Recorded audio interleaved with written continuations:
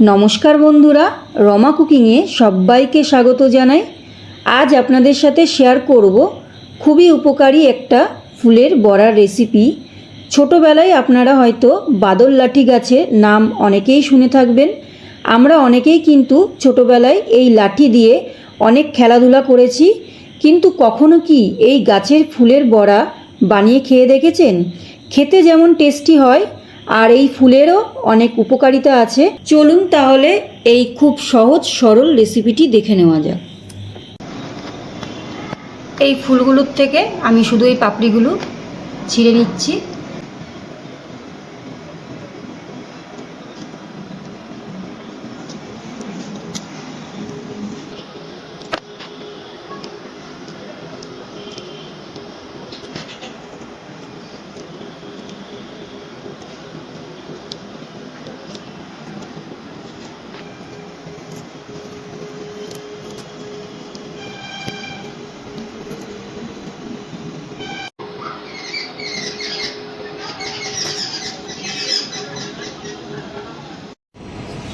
ফুলের পাপড়িগুলো আমি বেছে নিয়েছি। এবার ভালো করে একটুখানি ধুয়ে নেব।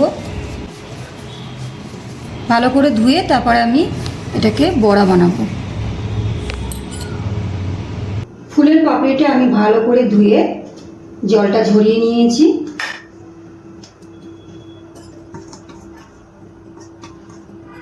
এবার এর মধ্যে দিয়ে দিচ্ছি কিছুটা বেসন, দিয়ে দিচ্ছি সুজি। এই চামচের 1 চামচ আমি সুজি দিয়ে দিলাম, আর 3 চামচ মতো আমি বেসন দিয়ে দিয়েছি, আর দিয়ে দিচ্ছি এই চামচের 1 চামচ চালের গুঁড়ো। আপনাদের কাছে যদি চালের গুঁড়ো না থাকে সেক্ষেত্রে বেসন আর সুজি দিয়েও বড়াটা বানানো যাবে। দিয়ে দিচ্ছি ঝালের জন্য কাঁচা লঙ্কা। এখানে 3টে কাঁচা লঙ্কা আমি ছোটো ছোটো করে কেটে নিয়েছি, সেটাই দিয়ে দিচ্ছি। আপনারা যে যেরকম ঝাল খাবেন সেই অনুযায়ী দিয়ে দেবেন। দিয়ে দিচ্ছি হলুদ, পরিমাণ মতো লবণ, দিয়ে দিচ্ছি গোলমরিচের গুঁড়ো, আর দিয়ে দিচ্ছি কয়েক দানা চিনি।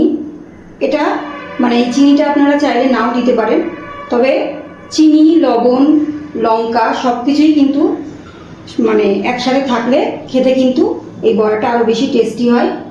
আর দিয়ে দিচ্ছি এখানে ভাজা মশলা। এখানে আছে সাদা গোটা জিরে আর গোটা ধনে আমি ভেজে রেখেছিলাম, সেটাই দিয়ে দিলাম। দিয়ে দিচ্ছি অল্প একটু কালো জিরে, দিয়ে দিচ্ছি অল্প একটু পোস্ত। পোস্তটা দিলে কিন্তু এই বড়ার টেস্টটা আরও বেশি ভালো হয়। এবার খুব ভালো করে হাত দিয়ে এরকম একটু চটকে মেখে নিচ্ছি।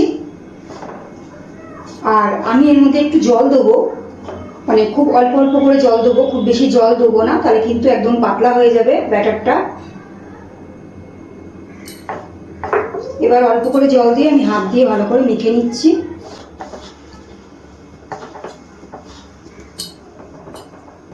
আর একটু জল দিয়ে দিচ্ছি।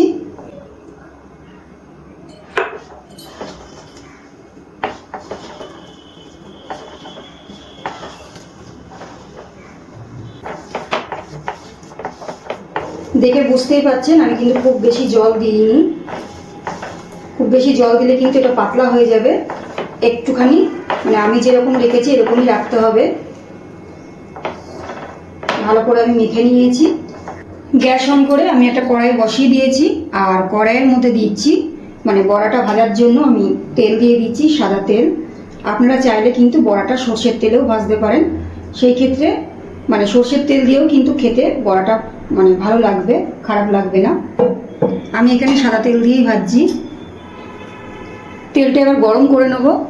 তেলটা কিন্তু খুব ভালো করে গরম করে নিয়েছি। এবার আবারও একটু আমি কিন্তু মেখে নিয়েছি। মেখে নেওয়ার পরে এবার একটুখানি ছোটো ছোটো করে আমি বড়াগুলো ভেজে নিচ্ছি।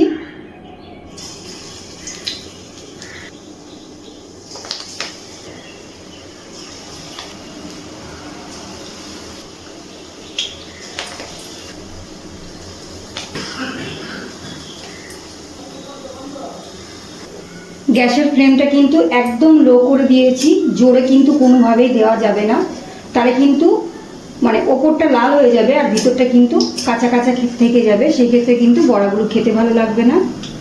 আর আমি একসাথে খুব একটা বেশি দিইনি।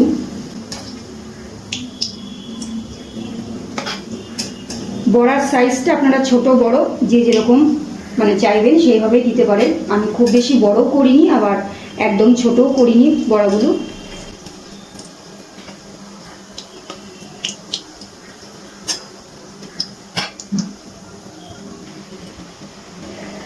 গ্যাসের ফ্লেমটা একদম লোতে রেখে উল্টে পাল্টে ভালো করে আমি বড়াগুলো কিন্তু ভেজে নিয়েছি। এবার তেল থেকে তুলে নিচ্ছি।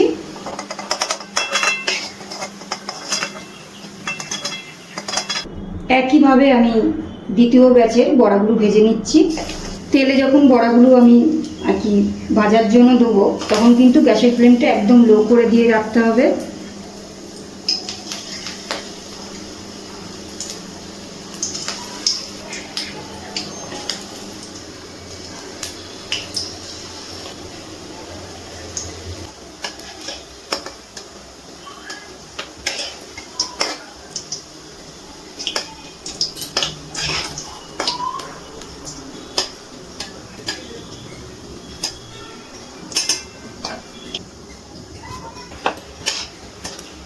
সেকেন্ড ব্যাচের বড়াগুলো কিন্তু আমার খুব ভালোভাবে ভেজে নিয়েছি, ভাজা হয়ে গেছে। এবার তেল থেকে তুলে নিচ্ছি।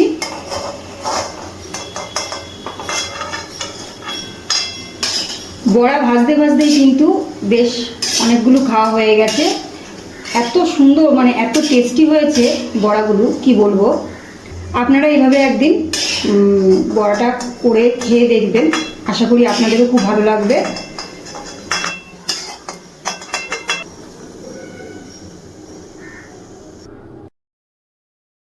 বড়াগুলো কিন্তু খেতে খুবই টেস্টি হয়েছিল। আপনারাও একবার বাদল লাঠি গাছের ফুলের বড়া বানিয়ে খেয়ে দেখবেন, আশা করছি আপনাদেরও খুব ভালো লাগবে।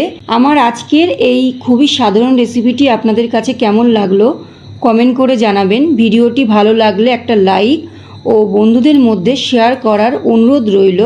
আর আমার চ্যানেলে নতুন হয়ে থাকলে চ্যানেলটি সাবস্ক্রাইব করে আমার পাশে থাকবেন। আজ এই পর্যন্ত, আবারও চলে আসবো অন্য কোনো রেসিপির সাথে। সবাই ভালো থাকবেন, সুস্থ থাকবেন, ধন্যবাদ।